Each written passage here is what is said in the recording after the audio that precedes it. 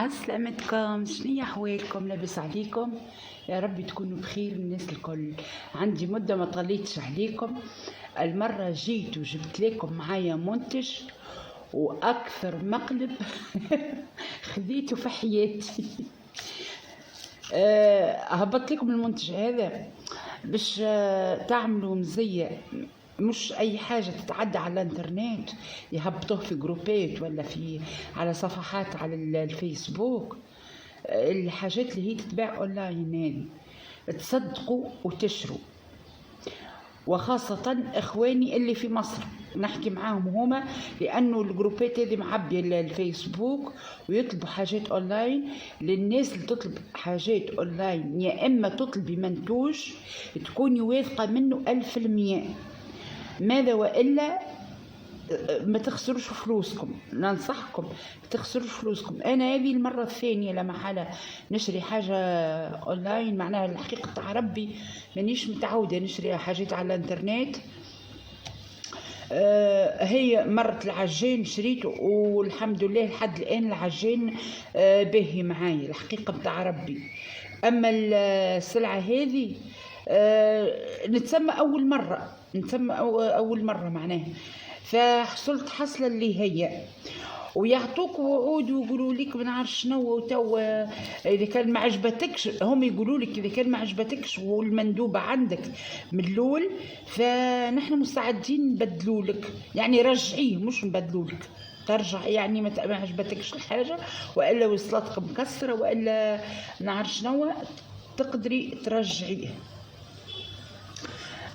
انا الحقيقه وقت اللي جا المندوب جاب لي الكوماند هذه، جرب لي جوست طق، حتى من الشارج وقتها ما همش متشارجين، جرب لي يخدموا صافا، وانا جابهم لي معناها حكايه نص نهار ولا ماضي ساعه. الوقت هذاك انا ليه الحقيقه تاع ربي ما جربتهمش.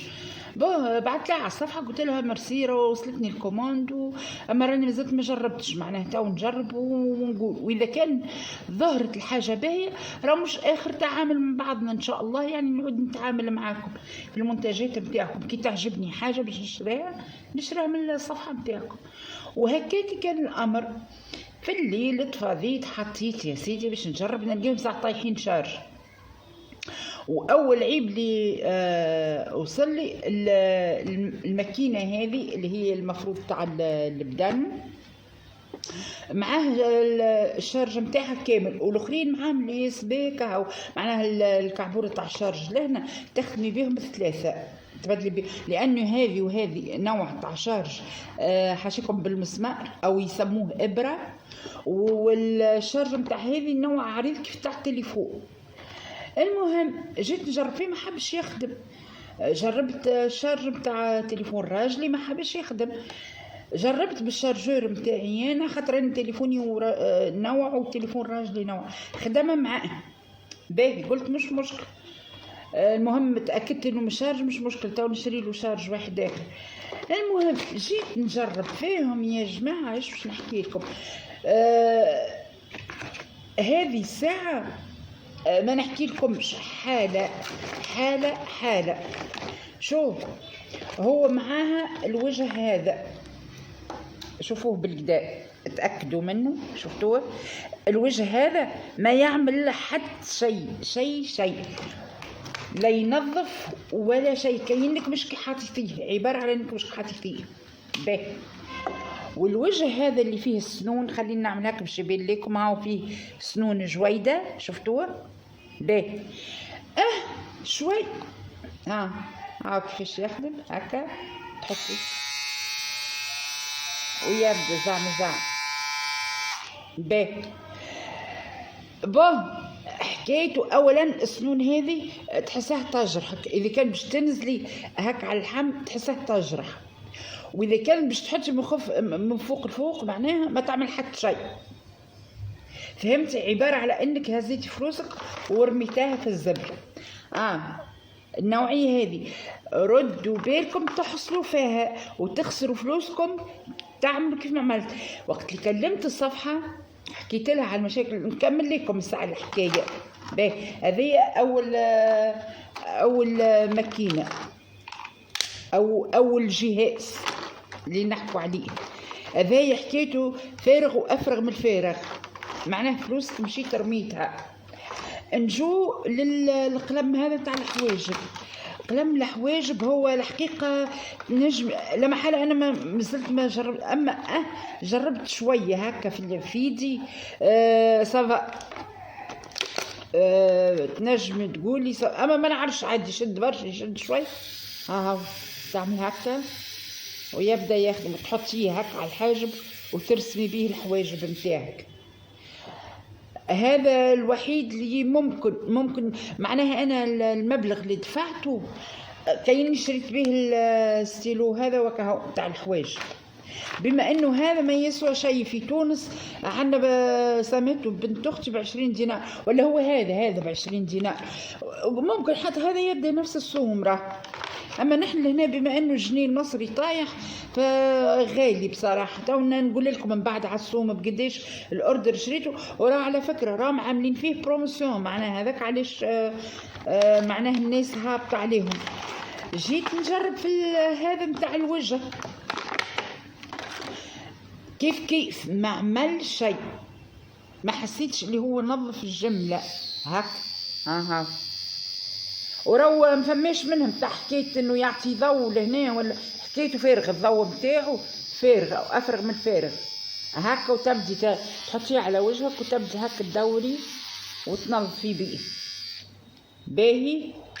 باهي نرجعوا.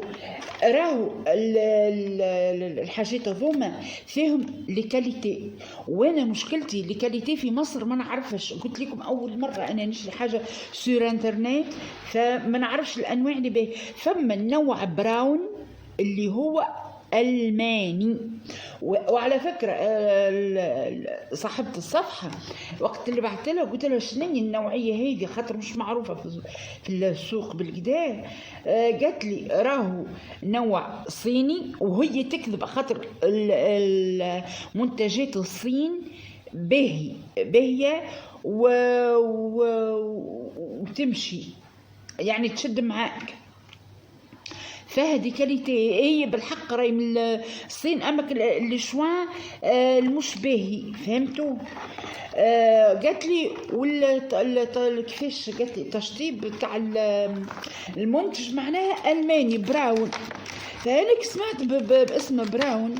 فبراون معروف اللي هو حاجه طياره وباهي في المنتجات نتاعو باهي. قلت لها مالا نحب نعمل سور كوموند على القطعات هذوما الثلاثه. وقت اللي جاني حاصيله طلع صفر في صفر، وجاب ربي ما جاش المبلغ اللي كبير قلت لك خاطر عاملين فيهم بروموسيون. فما صفحات مهبطين القطعات هذوما الثلاثه، ما مش نفس الماكينه هذه. معاها يظهر لي الماكينه اللي معاها نظيفه معناها النوع نظيف، عاملينها ب500 جنيه مصري، وانا الاوردر هذا ب300 ومعاهم 30 نتاع التوصيله جت 330 الكل، والاخرين طالبين 500 والتوصيل للكفت كامل تراب الجمهوريه 50 جنيه معناها 550 جنيه. وهو راهو في العاده ممكن توصل حتى الاكثر. انا قلت لكم راهو الصفحات هذوما يبيعوا سور انترنت معناها سور كوموند، ويبيعوا ارخص من الحوانت معناها اللي ماغازان ولا اللي بوتيك اللي يبدو معروفين والكل. الحاجه الثالثه اللي هي خايبه فيهم، يقولوا لكم مثلا نبعثوا لكم معاها ضمان بعام. انا قالت لي باش نبعث لكم معاها ضمان بعام، اي حاجه في المنتج مش باهيه معناها تظهر ما تمشيش ولا مكسره والا فما قطعه ما نعرف شنو نبدلوها لك. باهي هنا شوف اش كاتبين ضمان، كي قال لي 6 شهور تصدمت. شفتوا هذا زعما الضمان نتاعو فيه اسم العميل وفيه اسم المنتج وفيه السوم بقديش شريت بيه، ومن هنا في الاخر حاطين ليك الشروط نتاع الضمان زعما وحاطين 6 شهور حاطينها بالعربي. هي وين 6 هذيك 6 شهور. باهي هذه معناها الكذبة الثالثة. يعني كله كذب في كذب باختصار. ومن الاخر ردوا بالكم تصدقوهم، وردوا بالكم تشروا حاجة سور انترنت غير الا ما تثبتوا فيها وتبدا حاجة معناها تبدو متأكدين منها وماركة معروفة. الماركة متاع براون راهي ياسر طيارة وبهي كي تلقوا حاجة براون وحتى كي تبدا سومها غالية شوية ميسالش اشروا منهم ما تخافوش خاطر باش تطول معاكم وحاجة نظيفة وباهية. اما المنتج هذا بالذات راه صفر في صفر.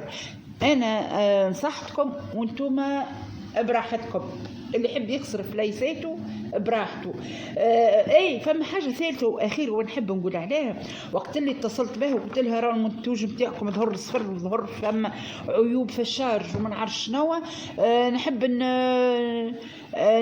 نحب نرجع.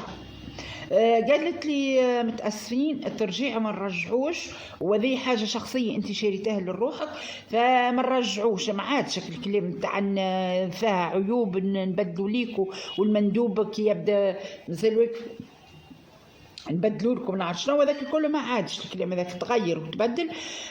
قلت لها اسمي انا راه عندي صفحة على الواحد على اليوتيوب راني ممكن ياسر نهبطها على اليوتيوب ونحكي. انا قلت لها راني بطبيعتي كي نشري حاجه نشاركها مع متابعيني.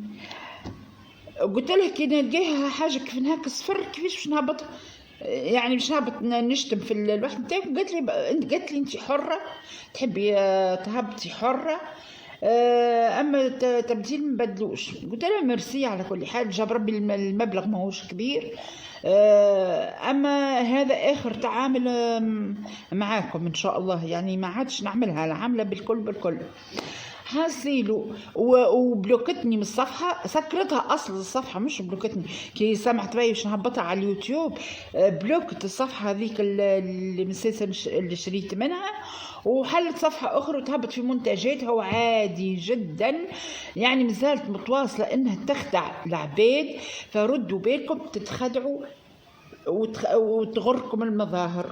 وبالسلامه في حلقه اخرى ووصفه اخرى ان شاء الله.